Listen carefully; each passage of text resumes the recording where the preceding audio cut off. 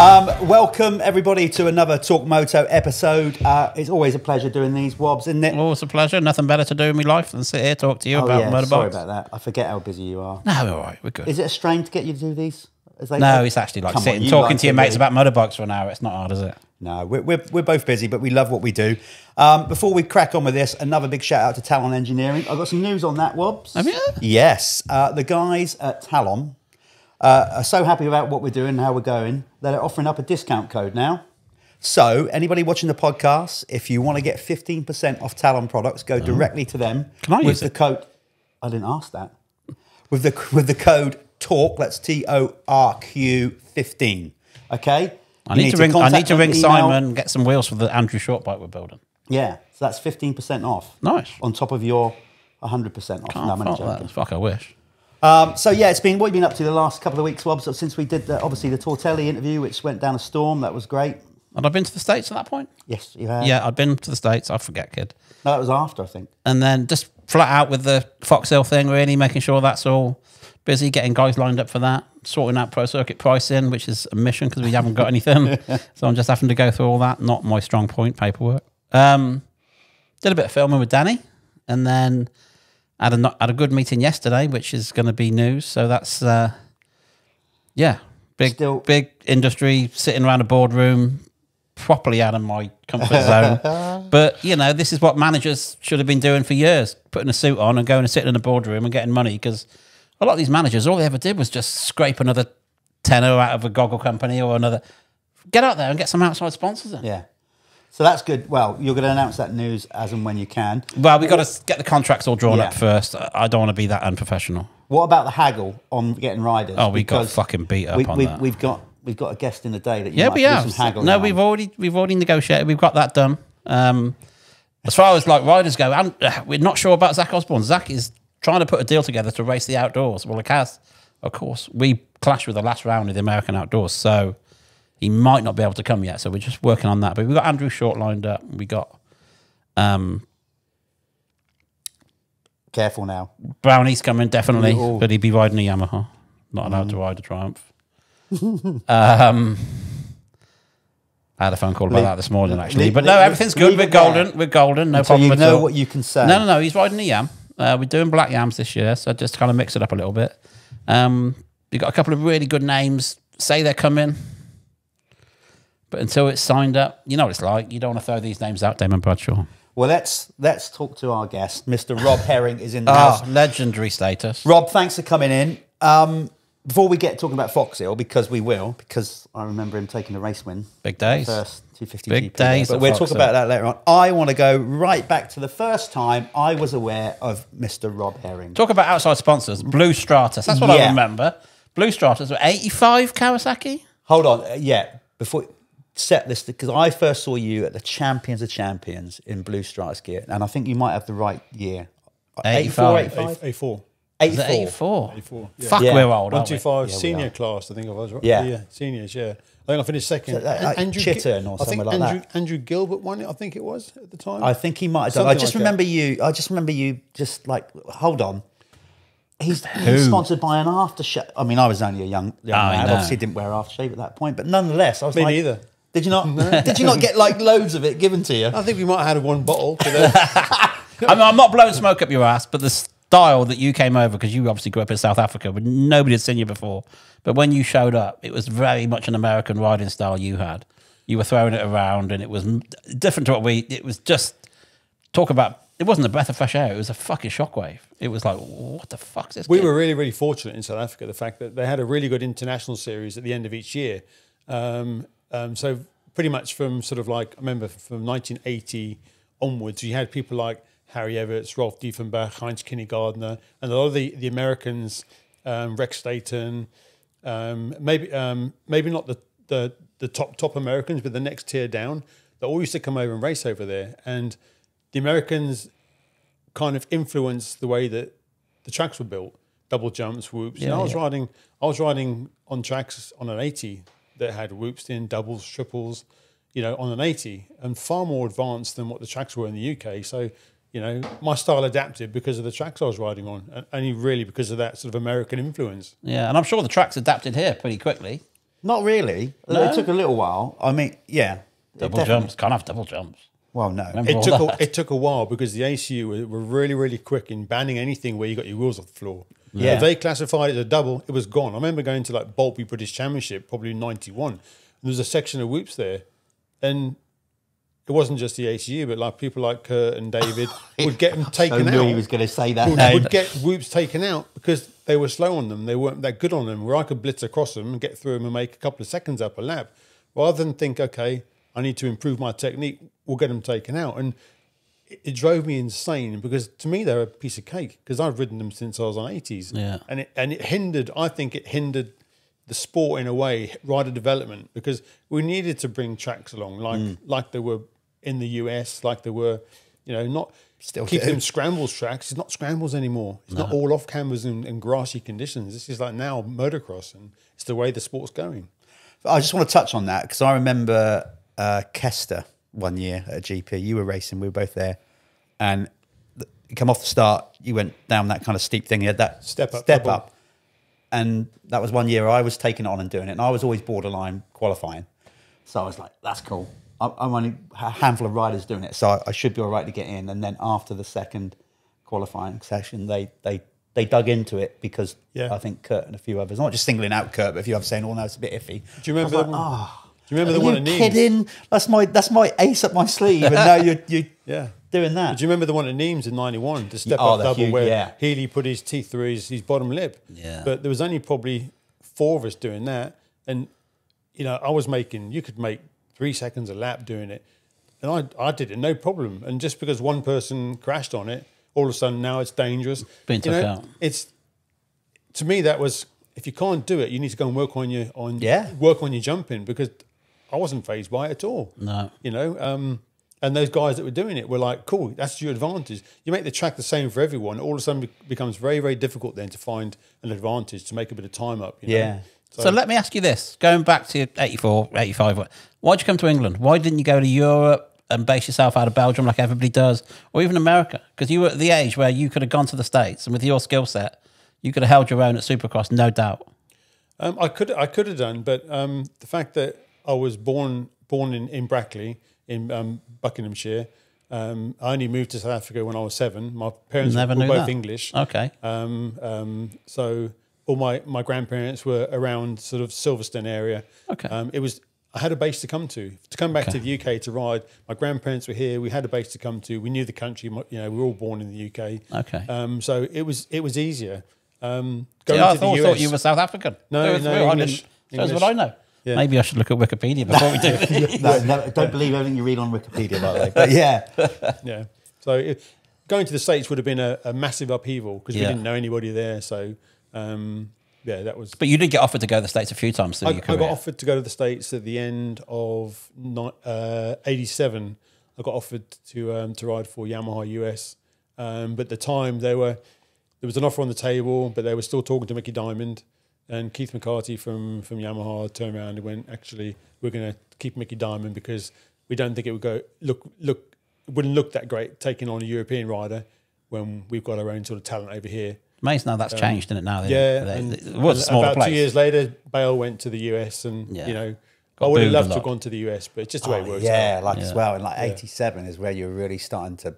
It was really starting to root for you as well. Yeah. wasn't it, Yeah. on the Yeah. on Would have the- been 88 first time I met you. I don't know. I'm sure you don't remember. On a car ferry coming home. I was with Merv coming home from Germany or France or something. I don't know where we were. 500 Grand Prix. You were doing 250s at the time. And I'm sitting there on my own in the bar because Merv's having a sleep downstairs like you're not supposed to. And you come and sat next to me and I'm like, oh, kid, how are you? Yeah, just because we'd seen each other at British Championships, whatever. And I said, how'd you get on? Yeah, all right, yeah. And that was pretty much it. Then we had a Coke or something and we went our separate ways. And I got the motorcycle news on the Wednesday and you'd won both races over Hannah, I think it was, in France.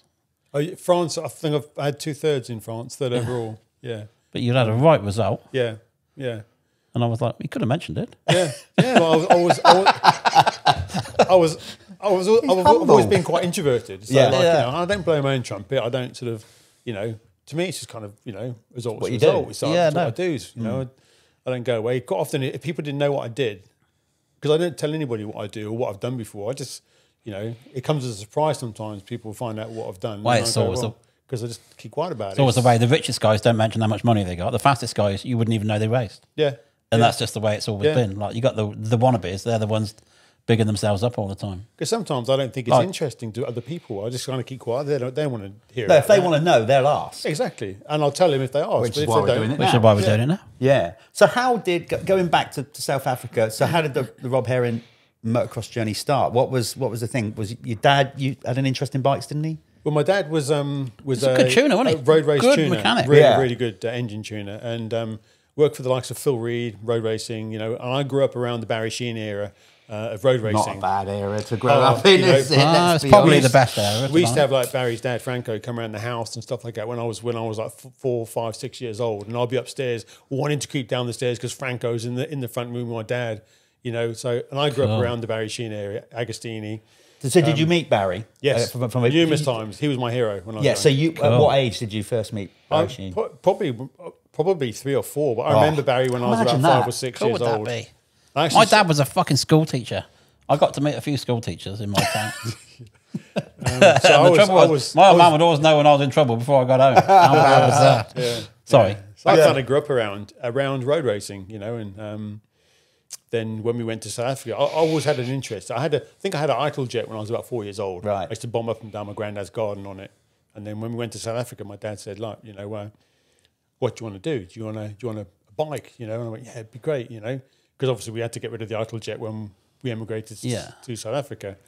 And I got a bike, and I was just to ride it around the garden and stuff like that. And at the time, you couldn't do road racing as a 9-year-old. You couldn't do trials. There was only really like scrambling or motocross. So I just thought, have a dabble at that. So, And was it like instant success? Were you like your first race? Were you running quite near the front straight away? Or? No, I was second from the back. I was I think second from last my first race. Really? I think the start gate or the elastic went off the start. Everybody went up the start straight in forward direction apart from me, who went off at a 90-degree right angle. Oh, no. I think I wiped the marshal out, took all these flags with me. Oh, shit. So you were a crasher from day one? Because bless you always had a bit of a reputation. You were always a trier. I wasn't a crasher early on because I was too slow to crash. I was too careful. It's when you get a bit quicker and you start getting influenced by your dad saying, you know, you got to win. You got to, you know, you got to do this. Winning isn't everything, but second place is nothing. And, you know, and like you don't just want to beat these guys by like 5 seconds. You want to lap them. And I was 100%. I was riding at 100% as fast as I could. And then, of course, I crashed because I had no sort of like leeway. I had no sort of like, you know, safety net. I was on the limit. So it was only then that I started crashing when I got to that sort of age. Yeah. Okay. You know, the level of pushing, which was probably 15, 16. Boy, I was quick. In South Africa, I was quick. I mean, on a 500, anywhere 15, in the world, you were quite quick, Rob, to be honest. So. Yeah, in fairness. And some of the crashes I had though, and I think how I didn't hurt myself badly before I actually did properly. Because you know, it's a little bit easier when you're 15. You do bounce. You do bounce a bit more. Yeah. Everything's a bit bendy. You're a bit more flexible. Yeah.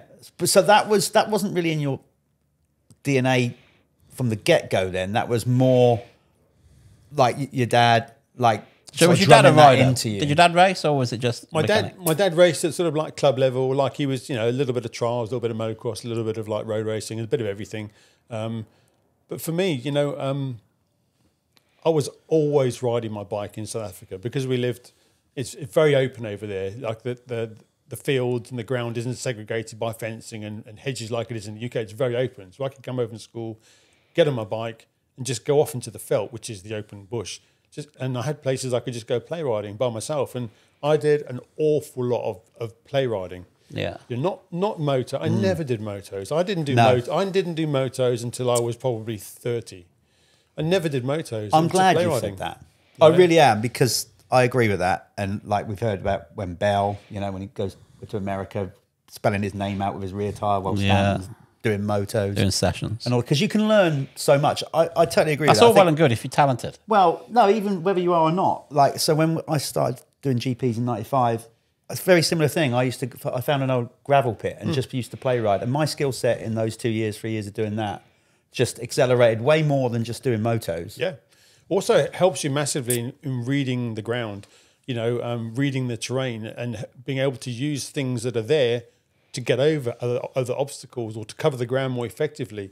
I'll be looking for things to do, looking for jumps to make, looking for step ups, looking for doubles, looking for how can I get across this really, really rough section of ground here to hit that step up over there and jump it. I remember going back to Fox Hills. You were going up that one hill and hitting a bump halfway up. Laying it sort of flat. And just laying it flat. I mean, I'm like, nobody's ever seen that before. I mean, Stewart wasn't even invented at that point. There's a photo somewhere in one of the magazines, it was either Motocross Rider at the time of that year, that the second page in was a picture of that from the hill. Yeah. And I had it laid flat going over the top of the hill. And I'd love to find that picture because I know everybody was scratching their heads at that point. Yeah. Everybody else was like, the fuck is he doing? And you were hitting this little, I think it was a stone sticking out or a bump or something. It was just a little stony ledge. Yeah. And I was just hitting it. And just laying you weren't that hard. You were only like 3 foot off the ground, all the way up off the floor. Any sort of lower, my handlebar would almost clip the. It was insane. The top, like a Bubba scrub before Bubba. Yeah, before Bubba. Yeah, exactly. But that's the kind of thing that I was doing on not a daily basis, 4 times a week. I was doing stuff like that, and because you were out play riding and expressing just yourself, enjoying myself, learning what I could do with the bike. What the bike, what I could do with the bike, and if the bike is out of shape, how to get it back out of trouble, and just learning about terrain. And it helped me read the terrain. And then racing-wise, I'd just go onto a racetrack and ride as hard as I could. And I wasn't really training because I hated training because I rode for the fun of it. I rode because I enjoyed riding. When I had to suddenly start training, it became a different ballgame. It stops being fun then. So when did that happen? When did Rob Herring think, I could make a career of this? Was it before you came to the UK, or was it in the early years of coming to the UK? Like when was it decided, as it were, as a family, when you go, right, this is the career path I'm gonna shoot for? I think my dad, being as heavily involved in the road racing at such a world championship level, he always had that sort of goal for me to be at that sort of level in whatever motorcycle sport I decided to be involved in. That's why when I was a schoolboy, when I was like 12, 13, 14, I would always come over to the UK and do the odd meeting, like the Champion of Champions in 84. I came over in 82, 83, I think 84. I was going to come over for Trentham Gardens in 85, but I broke my foot about 2 weeks before Trentham, so I missed it. There's a big international there, which... I think was that the one that Larry Ward and Dickie Ballora and... Colin Dugmore Hank came over. Murray. Hank Murray. That's right. Hank Murray, yeah. He rode in it as well, yeah. It was like the Kawasaki America bought some riders. Yeah, over, they didn't bought a couple of riders, Dickie Ballora, And, so I'd always come over to sort of see where I was at. And at the same time I was coming over, my dad was having meetings with Alec Wright saying, look, we plan on coming to the UK in 86, trying to get something. But I think at the time, because I was schoolboy still, Alec was very much sort of like, this is people talking, didn't pay a lot of interest until I did come over in 86. And suddenly it was like, whoa. I think the big news when you came was the Bellevue Supercross. Yeah. I reckon that was when you hit the world stage, personally. Before your time, I'm sure. No, I remember it well, yeah. And it was a good event for what it was. When Jeff Ward was there, they were big things. And then we had that one at Chelsea as well. Yeah, there was a few big races. They had one at Stamford Bridge. I remember you really... I think I won I crashed on the last lap the first night around the last corner, and finished second and then I won the other. It was big news. It was like we were claiming you as our own at that point. Yeah. Yeah. Yeah. Well, wait, what? Exactly. But most people thought I was South African because I'd come over from there to race. But and you had the accent because you'd grown up there. Yeah. Soon lost that. No. Saying that, I never really had too much of an accent. No. Yeah. But I mean, for me, the coolest thing, I know most people think about you, maybe they think about the Castrol Honda, but for me, 88, a Pico gear, factory Mitsui Yamaha. That was a fucking bollocks, man. I'm in total agreement. Helmet, paint jobs, everything. It was like you had the package at that point. Yeah, I think the white boots. That was really cool. The speed blocks. And then photo shoots you were doing at Crick. Yeah, there was some cool pictures out of that. That's what I remember. Yeah. That was really nice, clean cut. The gear was looked lovely. You looked that sharp. pink and blue and white. Yeah, with the built-in body belt. Yeah, and it really just smart. looked really. Everything just looked mega that year. The bike was really good. Well, Steve Goodyear was your mechanic, so the bike's going to be good. Steve was my mechanic that year. My dad was sort of helping in the background, doing my practice bikes and stuff, and the bike was good. I broke my wrist January the 1st that year. I broke my wrist, so I ended up missing. I tried to ride Cylindrus in France, the first GP, and I struggled, and I had a plaster cast on my wrist and tried to ride, so I ended up missing the next 3 GPs.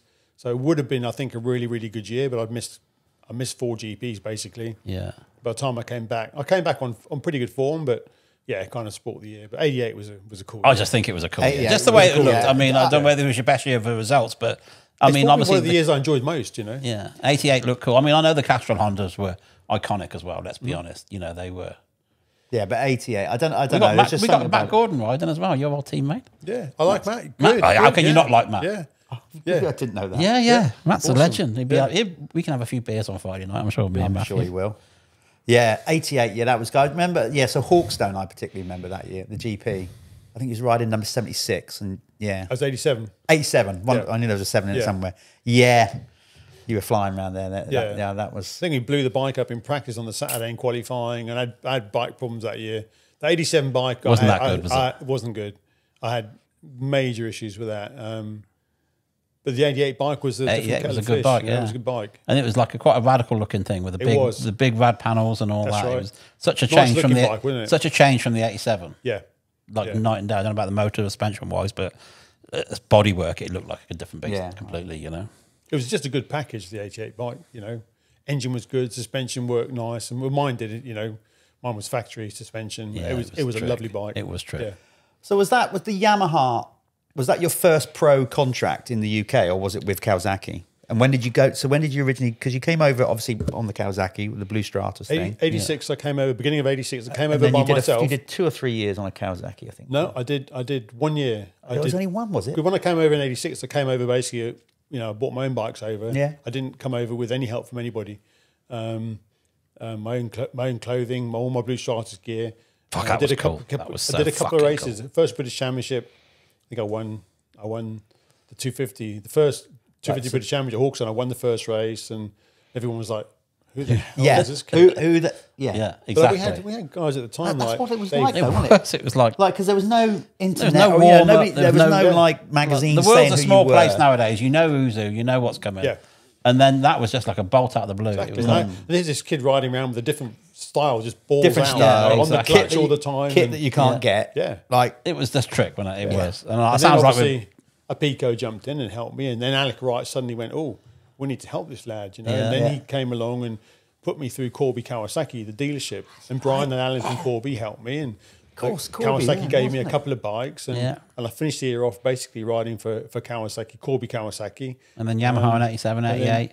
Yamaha. I did one GP that year. I did one 125 GP in Kalinchi, and didn't finish a race, but I led the first moto till a lap from the end. Ran out of fuel. Second moto, front wheel puncture. But I showed everyone where I was at. Yeah. And then I got a factory Yamaha contract at the end did of they 86. approach you? Yamaha. Or, yeah. Yeah. Or did you go put the feelers out? No, to that? I wasn't. I had a deal to go 500 with Alec into the 500 GP class. God, they used to push Kawasaki. everybody into 500 so soon, didn't they? But my dad was contacted by, I think, Roger Harvey at the time, who was Yeah, then it was. Roger- taken on Roger, by yeah. Yamaha, and I think Lynn Jarvis had contacted Roger to talk to me, and my dad said, "Look, you know, it makes more sense to have a learning year in the 250 class before you go to the 500s."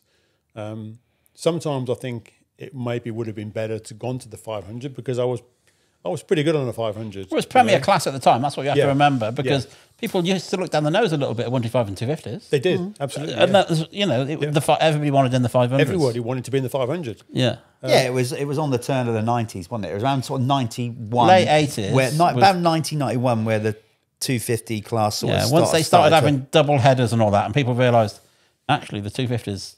But it was also a bit of an end of the era with the riders of like DT, Joe Bay, Yeah. you know, Yeah, the Boas, yeah. all that, you know, and there wasn't, I would say, any standout stars in the 500 class sort of below them. Yeah. And they stopped developing the 500 about the same Yeah. time. Yeah. So, and then the 250s, you know, once you got into the early 90s, the 250s were good. Yeah. Then you got like, you know, Mailer came down to the 250s, Billy Yeah. Lyles came down to the 250s. right, That- Yeah, that- it wasn't quite such the... Well, Kurt Yeah. did as well, didn't he, in 94, I think. 95, was he? No, 94? 93. 94, 93, yeah. Yeah, 93, yeah. There you go. Fucking hell, facts are way off today. Yeah. Yeah. Well, they are most days, but we'll just win it. Yeah, so that, the Yamaha, yeah, I mean, I think that's where you really did establish yourself. Like like Rob says. Like, So when did you sign Honda? 91, I know that, but I signed for Honda at the end of 1990 for the 91 series, for Honda UK. and that was the red Castrol Honda. That was fucking. That was the red Silk-Clean Honda. Silk-Clean Honda. Yeah. Yes. Then it went Castrol for 92 onwards. Silk-Clean Honda. I forgot that red, white, and blue look beautiful. Yeah, red, white, and the blue. blue Yeah. So seat. who'd you blue buy for seat. 89, 90 then? Yamaha. 87, 89, I rode 87, 88 Yamaha. Then I rode for Heron Suzuki 89, 90 Did for Rob Hooper. Hooper? Yeah, Rob yeah. Hooper. that came before that. Yeah. Down at, They were trick as well. Yeah. Bikes were cool. Bikes were good. You and Jem. Me and Jem the second year, 1990. First year was just me, and then I think can't remember. There's a couple of younger riders. I think Lee Morrison was one of the lads, but Lee got injured. And Kelly Swanson, maybe about the same time. Yeah, something. It's hard to remember, isn't it? It is hard to remember. I think Kelly might have still been on a Kawasaki. He was still on a Kawasaki in 90, I think, 89, 90. Kelly has proper fell off the map, hasn't he? Need to find out where he is. We need to Back on. get Kelly But yeah, back I in. remember that obviously the Suzuki days a lot because you used to come down and do the Matcham Supercross. Yeah. Obviously Matcham my hometown, Supercross. from Venice Supercross, down there. that was. Oh, yeah, It's a good well, little race, though, wasn't it? It was It was fun always time. wet. It was always wet. Yeah. Good crowd, didn't they? They got. It was on TV, but it was on mainstream TV. It was on. Exactly. It was on like ITV. It was all good fun. Yeah. Yeah, had that tunnel in it. And Julian everything, Clark put that together.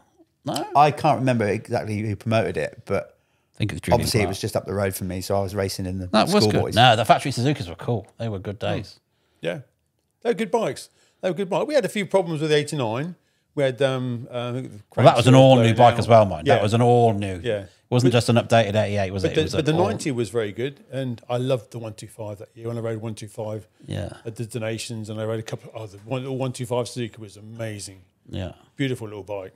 Yeah. One of Best my bike. favourite 125s. That was. Oh, Was it? mega. Yeah, Really? yeah, I loved it. Oh, you're going to Yeah. tell me? You're going to sell me on RM125s, kid. They were good too. I want a 125 then, don't you? Need to get... Wouldn't pull my weight now. Yeah, so But then the Silk-Clean Honda was that was cool looking. well, that was the start. arguably. You I were Honda for a suppose. while then, weren't you? I was Honda for 91, 92, 93, and then 94 went to Kawasaki at IWJ. Yeah. IWJ, And then yeah. back to Honda for 95, Yeah, with 96. Honda, yeah. I was probably spent more of my pro career on Honda than anything else, yeah. I would say that you might probably correct me if I'm wrong, but the Honda years were probably like where you were sort of at the I pinnacle. think you of probably your peaked career. at that point. Like So I what remember, age would you have been there? Fox Hills in like 92. Yeah, so the There's first some GP, people there, mine. the first, yeah, exactly, the first GP at Fox Hill. When was I'll be that? 20. That was 92. 92 was the first GP at Fox Hills, and I'll be 23. Yeah, Yeah. I was 23 then. So, free moto format, if I remember rightly. Yeah, which I liked. You won the first one. I won the first motor. Was that which double- was was that absolutely double header? brilliant. I got to say, Rob, Was that double header? No. No. No. Just 250. Just Just 250. 250s. Yeah. I must admit, when you That's won when you won that, the place lit up, didn't it? It Yeah. was that was big news. It Yeah, was. I was on good form. At 92, I was on good form. Winning the first moto, yeah, it was cool. You know, I didn't get It an was from amazing a start. fan. It was from a fan's point of view. Trust me, it was awesome. I remember being on where you set your stand up now, pretty much that Yeah. side of for the event, and as you come back through the valley, coming back through the valley in that little double before you turn up and round, that last lap was going absolutely nuts with that. Yeah. It was, and it kind of set the tone for the whole day. Then, you know, Yeah, 'cause it's no, like, it was okay, we've already got a awesome. winner. Like, can he, Yeah. can he do the next two? Yeah, and then I snapped my gear pedal off. Yeah, and one of them was that the second one. I think so. I clipped somebody's bike in the air and it snapped my gear pedal off. I don't know how. That's But got a these lot of things force to happen. do that. Yeah, and I think I was stuck in second gear or something, so it was like a no-brainer. You know, I struggled Yeah. to get around Fox Hills. Yeah. You know, it was Yeah. sort of fourth gear track, fourth gear. So, and I don't even remember where I was in the other one. can't I remember. think, if I remember, I think you came in about like fourth, something like that. I think. Yeah. I can't remember what happened in that one. Yeah. So, yeah. I think I was probably a little bit drunk. Big by days they were then. Big days. then. Yeah, they were weren't they? huge. Well, and Big thank you for dudes. bringing them back, Wobbs. Oh, we're trying. Yeah. We're trying. I don't Yeah. think we're ever going to get back to that because we just don't have the land there anymore. No. Because the land's been bought by different people and we just haven't got the space. Yeah, to such a park shame. people. What a great venue, you know. So good for the spectators to be able to see the whole, virtually the whole track. It's like you go there, we go there now, and it's like if you're into rugby, it's like Twickenham. If you're into football, it's Yeah. like Wembley. It's like hallowed ground for us. Yeah. The hairs on the back of your neck stick up. You're like, For me as fucking well, hell, when I went this there is last special. year for the Vet Motocross Donations, you know, just to watch it last year, it brought back so many, and the track was in good condition last Yeah. year. Yeah. It brought It back was so dry many the good first memories. I was like, I've got to do this. Yeah. You know, Well, that's cool. You can ride in this. You're riding a 500 Honda. 500 Honda, yeah, 92 500 Honda. Nice. I wouldn't say racing. I'm going to ride, but we'll see how I feel on the. You're a racer kid. You can't. I know when the you gate can't help drops, yourself. But, as long as I enjoy myself and come away with a smile on my face. Are we going to be Castro Honda right up? I was to some degree. I did think originally about doing complete Castro as I was back in '92, but then I thought, well, should I do like a modern day play on it and mix the colours up a little bit? Still run the Castrol logos and stuff, but just do a different sort of colour scheme. That'd be maybe cool. a little bit of black. Don't tell us any more. No, you got to Something keep like it. that. Maybe it's going through my head. So Yeah, You got to be more mysterious. You got to wait. You got to keep it to yourself. yeah, but it will still be sort of Castrol Honda sort of Excellent. just slightly more modern. That'd be cool. Who's your mechanic for the weekend? He hasn't got one yet. We need to get Harvey Beltram back. We need to get Harvey back. He hasn't thought that far ahead. Yeah. Well, I kind of do my own bikes, but I'm sure James, my son James, will come along. And I've had a few people say to me, "Oh, we'll span it for you," but to be truthful, I haven't thought that far down the line. I just get there first, and just see what happens. No, it's a good weekend. It's nice to get the old. Like we've got Mick Aldis there and all the bangers. Everybody's there. Everybody's there. It's a who's who. No, I've had Mick actually rang me about a month ago. He said, if you want your bike looked at before Foxhills, bring it over. I'll go through it for you. Oh, that's sweet. So that's really cool. And Colin Reid has asked me if I'd ride under the RWJ banner with Yoki, but I kind of, which would be lovely. And, but I kind of like the idea of just doing my own little thing, because I don't really want to be in the limelight too much. I just quite happy just doing my own thing by myself. Too late for that. He's come on. He's come on the show. Yeah, we're talking about it. Yeah, but I mean, Colin comes to ours and he loves the event. Colin's great. Colin's great. The look in his eyes. He's so enthusiastic. Yeah, and he don't look like he's aged too much. No, it's really good to see him last year. He's done really nice to see the guy and. Just to see him back at the races, because he put so much into it. Absolutely. Of his own money, his own effort. He didn't have to do any of that. And I'm sure the advertiser wouldn't have benefited his business whatsoever. You know what I mean? So he did it because he wanted to, and he did it. And you've got to respect those people, Absolutely. And Colin's always such a mainstay. It was mega to see him there. And, we VIP him up as best we can. It's the least you can do. I mean... He's put a lot into the sport. He has put a lot as you say, with his own money. I had 3 or 4 great years with Colin. Some of my best years. Yeah. Bikes were ace. Good people involved. Yeah. It was like the premier. He was the premier team. Wasn't he in the UK for that little while. I'm just before I ask you another question, just to remind everybody, if you want to get 15% off Talon products, yes, all you've got to do is call them up, email them, just basically get hold of the guys at Talon and offer up the code TORQ15. That's all you got to quote, and they will give you 15% Are we doing? off. They're doing an open day, aren't they? They're doing like a 50. They are. We've just been given the date of that. That's going to be in September. So quite a while. It's all right. It's all right. It's not the same weekend as your event. They've taken that into account. Wobbs, you're perfectly fine. Rob, pressure. I want to talk to you about that because for a while there, any racer has a degree of pressure, but certainly in the UK, in the mid-90s, like you were the man. You were the man. To be a lot of expectation on your shoulders. In the 250 and 125 class, it's like because they were double header weekends. You often raced both classes. Both classes, yeah. So that's 4 races in a day. God, just the thought of doing that now almost makes me throw up. And you were just there, like so hard to beat. So how did you handle that expectation? Did you ever get nervous, or were you just so relaxed about it, or your confidence was? You never seemed to be nervous. In fairness, no, you never did. Seemed to be never did. Almost too relaxed, if I had to criticise. I'm really, really laid back, in life in general, and I think that mentality enabled me to not be nervous. I was very confident in my ability on the bike, and I knew on the bike, and I knew my raw speed. Nobody had the raw speed that I had. Well, that was never in question, was it? So I think I was just quite chilled out and relaxed. I didn't really get fazed by anything, Like I had riders come up and they'd try and psych you out by saying stuff, and I'd just go in one ear out the other ear. Paid no attention to it because I really didn't. Always struck me you had a lot of bad luck. Who was those guys? I bet Merv was trying to get under your skin whenever. Trampers Parker Arthur out there. I bet Trampers tried to fuck with you. Jamie was really good at sort of like saying stuff. I've been out practicing in sand and was 80 seconds a lap faster than Dave Strybos and stuff, and I'd be like, okay.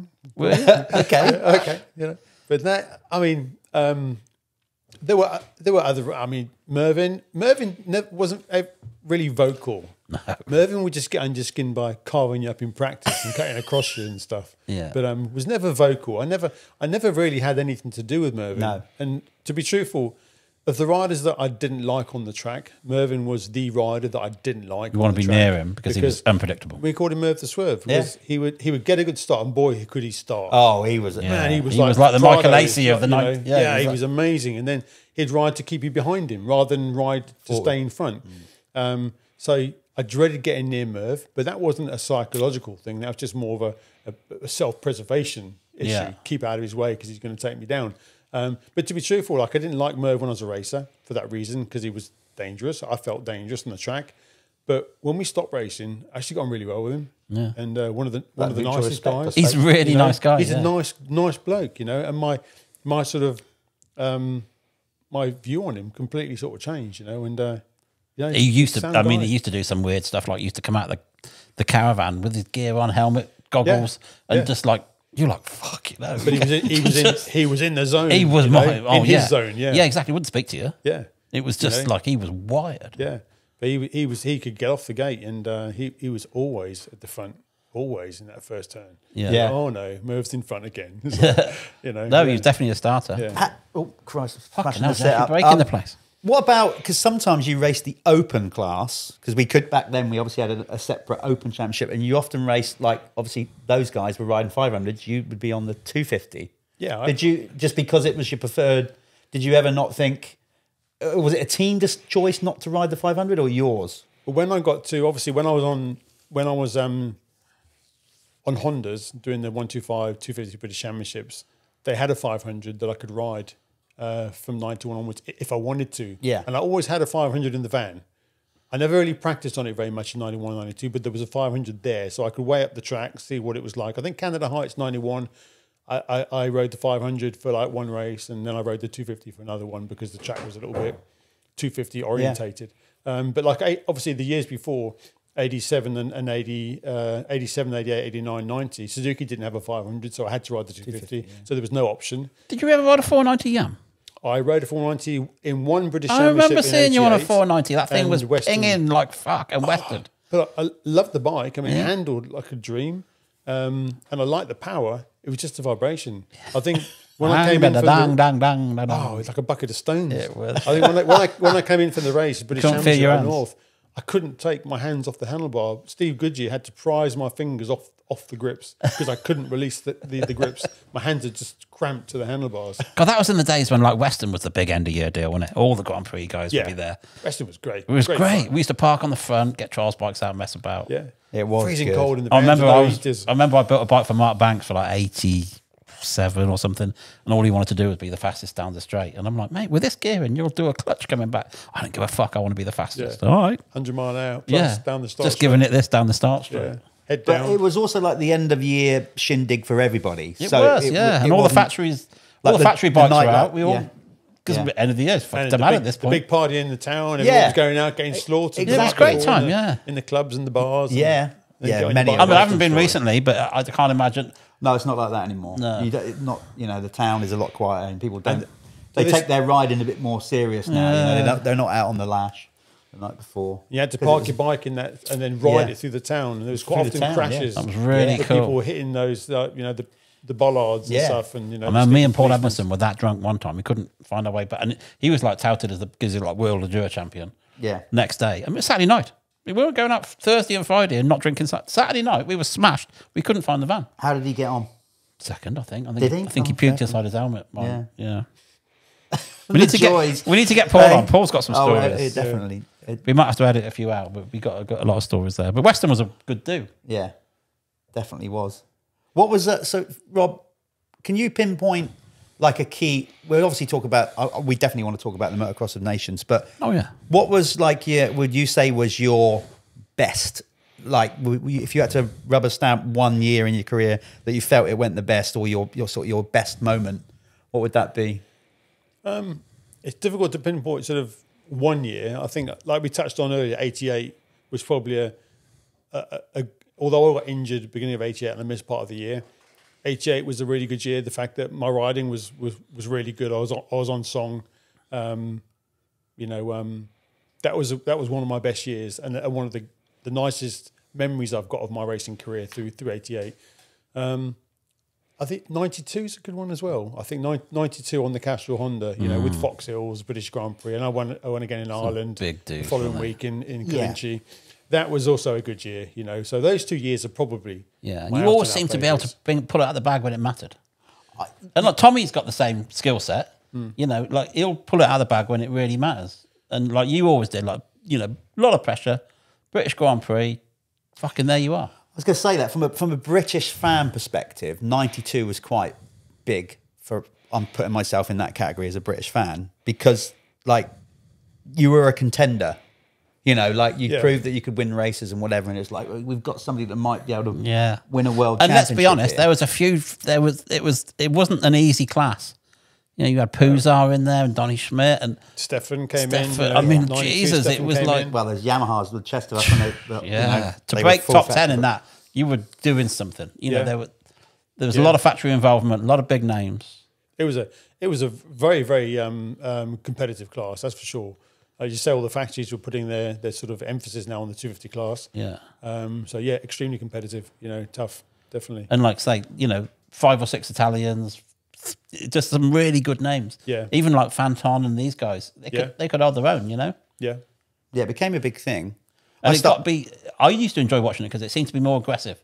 Like the 500s is much more of a. Don't know. People bide the time a bit more. Yeah. They sit there and their racecraft, whereas you guys just went at it. Yeah. And it was much more. It was impressive to see. I think on most tracks, you know, you probably had, you know, one of potentially 10 riders. If they did get out the gate and were at front, they could potentially win. Yeah. Where the 500s was more, there was more sort of like 2 or 3. Yeah. Where the 250s was ultra competitive. You know, people like Bavort, you know, Just every DeWitt there was so many. Yeah, like Mike Haley, wild guys. Yeah. Just like something to watch. It was great. Yeah. I've just realised actually, Rob, I never thanked you like I should have. 95 was my first year doing GPs. Okay, so I went to Talavera. That was my first ever GP, and I qualified as first reserve. So I didn't get into the race. Good enough. You got paid though. I got paid. There you go. First ever GP. Paid 1,000 Swiss francs go a long way. Little story about that. My brother was so excited that I'd qualified that he went and got so smashed with Chip, my best mate. Oh, I do know Chip. I woke up Sunday morning to go and do warm up. Not sight or sound of those two at all. So I'm at my first ever GP. By yourself? By myself. Had to get the bike out. No mobile phones. I'm like, where are they? Went out. I did the first couple of laps, pulled into the pit box like a lost dog, hoping their owner would be there. I kind of pulled it. No. So I just kept riding around. On your own. Well, I thought, I might not get a chance to ride. But thanks to Rob, Rob threw himself off the highest point of the track at the very top in the first race, didn't you? Yeah, I did, yeah. And because of Rob, I got a chance to ride the second race. Yeah. So I've never thanked him for that. So thanks for that, Rob. I wouldn't say it was a pleasure. No, it was quite a pleasure, but you know. But yeah, I mean, that was when somebody told me where you crashed. Yeah. Yeah. And I thought, Mike, because it was. All right, picture the scene in Rambo, First Blood, when he jumps into the trees off the cliff. Yeah, I did. I went through it, landed through a tree. Really? It was funny that race.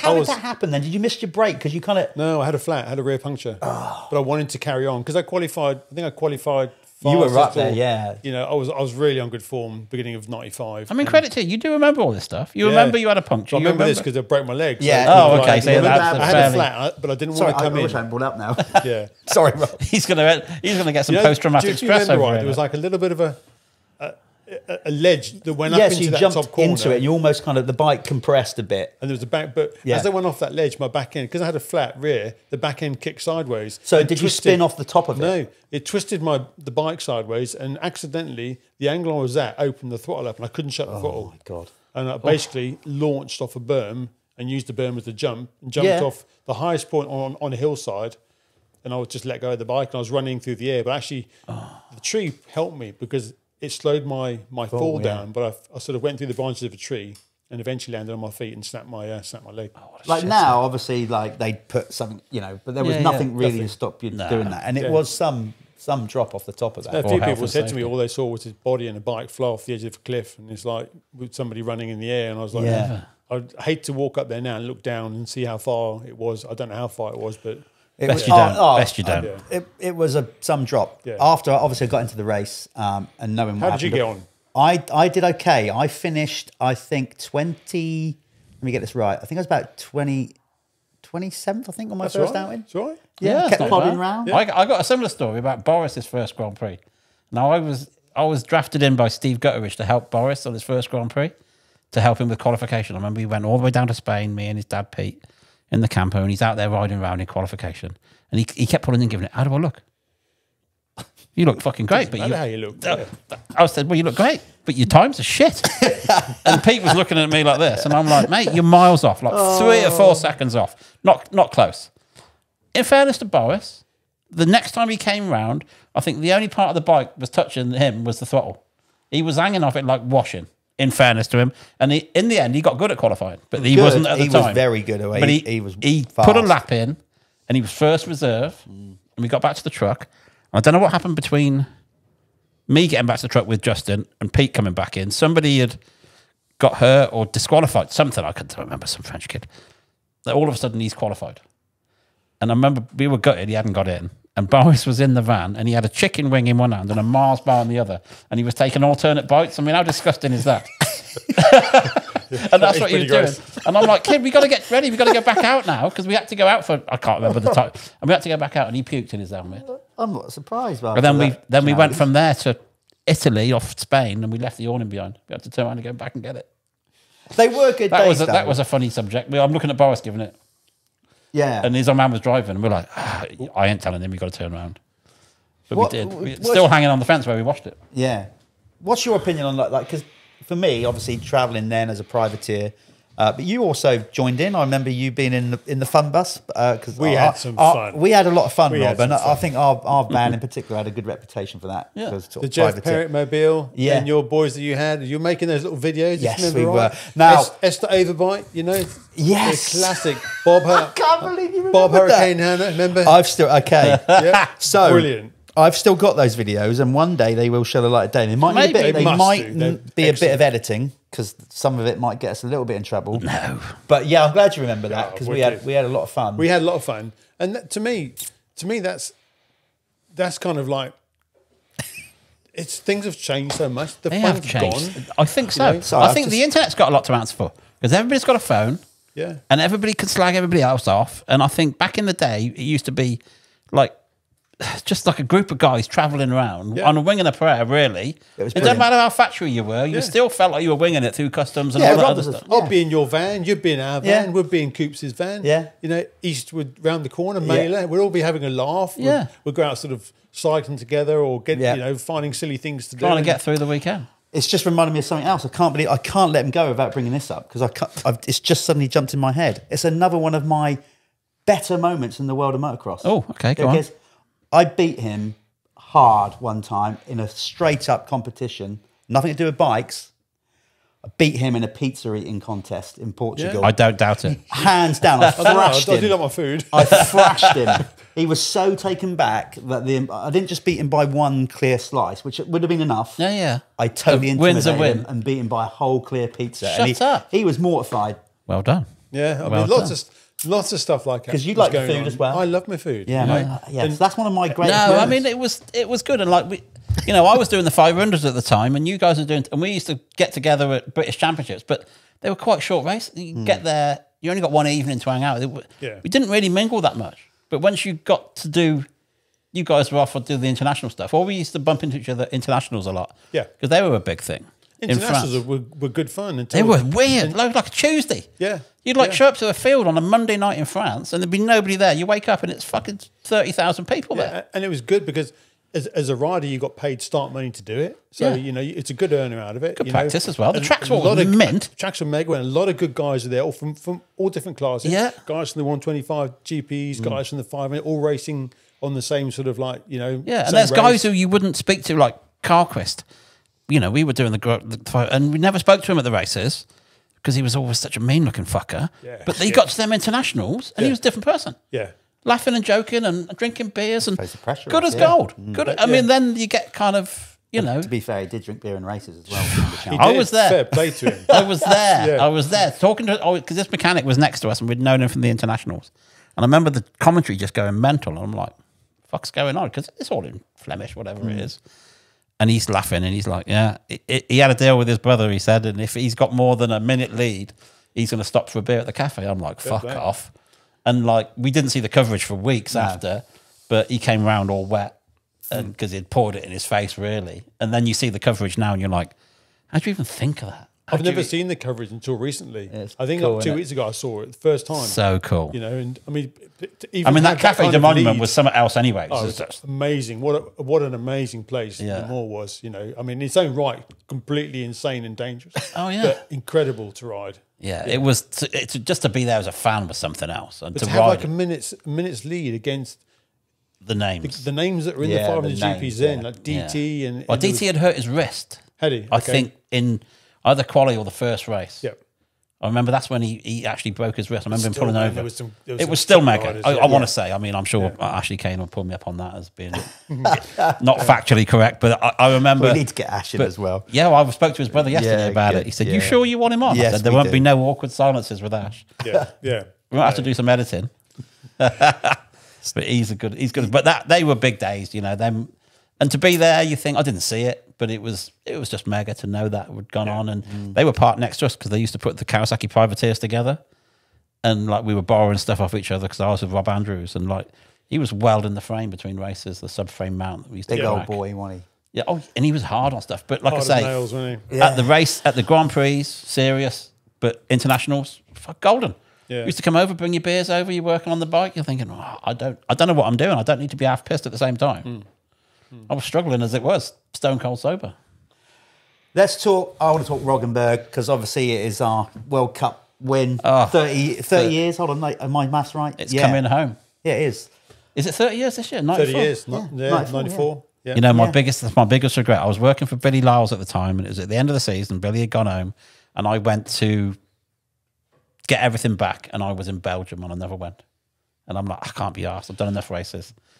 We never win that fucking thing anyway. So but it was just one of those. So what a regret I got. What was the vibe? You know, like obviously you always go into an event, you have to as a racer, confident. But was there like that feeling in the pits, like in the camp leading into it? Yeah, to some degree. Did it feel any different to any other year? No, I mean, Motocross to Nations is always a sort of a one-off event because I say you ride as a team, not as an individual. So you always got to take the others into account and think about them because like you wouldn't knock your own teammate off in a turn or try and get in his way if he's trying to come through. You let him by. But every year you go there and you go there. We always had an expectation. We had the ability to be top three. I mean, we were second in '86. I was third in '92 in Australia. So we always knew that. As a team, you could come away with a result. We could come away with a top three, definitely. And if things went well, I mean, we won in 94. But you got to remember the Americans were so because they were on that streak. You point. ended the streak. We ended the winning streak. 13 or 14 years? 13 years, and then the first time I think in 27 years that Team GB had won. Oh, that was I wish I was there. And it was just one of those events. You know, I'd twisted my ankle the previous week at the GP prior to that. So I didn't ride during the week. Kurt and Paul rode during the week at Villars in France as warm up, and I didn't ride. I sat it out, so I waited for the weekend. So didn't really affect me because I knew I'd still be okay. But I think just the whole way the track was, it was very fast. It was very natural. I mean, it's extremely fast, to be truthful. Extremely fast. Is that where Albertine hit the deer? Yeah. When he was going I just fast. want to highlight what Rob's on about. When you go down that main hill and you go up the big hill, that big... It was like a G out. You do absolutely G out. You feel the entire force of your suspension, don't you? Yeah. Like it kind of goes through your body like that. And that's where Albie hit that deer. I mean, he was going fast when that deer jumped out. I mean, that still to this day, because I was behind Greg at the time, I caught Greg up a little bit in that moto, and the deer came out of the right-hand side, which is where the crowd. That's where the crowd is. I know. So where was the deer? It's almost like did somebody have it in a bag or netted out? Somebody bought their pet deer. It came out from where the crowd was, and all I saw was a flash of something run out in front, and then Greg just cartwheeled. Just like fucking. I was like, wow, you know, and the deer obviously killed the deer. Yeah. I mean, Greg was so lucky to not be injured. He could have been really hurt. Yeah, I mean, really badly hurt. It's getting on for fourth. That was coming down that far hill, wasn't it? I mean, you come out the turn maybe second, third. Yeah. You're probably just hooking fourth gear, so it's quick. Downhill. Yeah, that was going fast. I just remember it being like a proper car crash. Oh yeah, fast track. big crash. You know, yeah. Yeah. I mean, Totally Albie freaked. was known for crashing, bless him, but that was a biggie. That must Yeah. have been one of his biggest. One of those ever. ones where you say, "I crashed," and you know you couldn't do anything about it. Things just happened. That you couldn't do anything about. No, it. He didn't make a mistake. You know, just random. He didn't Deer even runs back out. off, did he? Didn't have time to back off. No, Let alone nothing. hit the brakes. Don't even think he saw it. It came out so quick because Yeah. it came out from the side. It is a unique thing to say, isn't it? That- Yeah. yeah. Yeah. You I've seen a I guy had hit a crash- cow I had a before crash on a today. track. I had a Huh? crash. I've seen a guy hit a cow before on a track as Really? well. Yeah, but not in a race, but very random. A cow wandered onto a track when he was practicing, and you know he hit a cow, but not a deer. A deer, but obviously the magnitude of the event as well makes No, it such an amazing, Yeah. It was so fast. amazing So story. going back to '94. Let's not gloss over that, kid. That is. So, But I mean- did you feel, you know, like as it went on, obviously because it's a free race format was back then. Yep, you were race going format. in. I think the what first was, moto. I'd love to be a fly on the wall between motos 2 and 3. What was Thorpe saying to you and all that? Because at that point, you know, It you was guys- on it, wasn't it? It was on at that point. Yeah, and you I mean, were like, it was always a funny situation because you're in a team and you're probably in with. I was in with Kurt. Kurt was always my big rival in the UK. Paul not so much because Paul was sort of like down a class type of thing, but Kurt was my big rival in the UK. But we actually got on quite well for that whole week. We got on pretty good. You know, we went. I could swim that week, so we went training and I could swim with a guy. So we had. David actually had quite a nice, relaxed atmosphere going between us all. We all got on really well. We talk about the racing. I got on really well with Dave Thorpe. He ran the sort of team in a very chilled out, relaxed atmosphere, but still gave us the confidence, you know, and we knew that he was behind us, you know, advice as well with the track. He come walk the track with us and we'll talk about stuff. And it was just a nice, relaxed rapport going on with all four of us, I think. And we all just felt, you know, that we all knew that if things ran right, we could do it. Okay, maybe we didn't expect to win, but we definitely thought we could finish second. And undoubtedly. and who was the American team? Kudrowski, Larocco, and Emig. Oh, so no, they didn't send mugs then. No, absolutely. I mean, yeah, lesser teams have won from the US. Yeah, very much so. You know, Australia. Billy was on exactly. So, you know, things just kind of worked in our favour. Well, know. we've spoke about That's unusual because usually it fucking goes against us, doesn't it? All Well, you know, so unlucky. stars aligned. Yeah. So we spoke about nerves and stuff. Were you nervous at all? That one did it make it more pressure because you were representing Team GB and you were on the cusp of getting it done No, I never really suffered from nerves at all? Not even at all. I mean, Motocross the Nations was always an event where you felt a lot.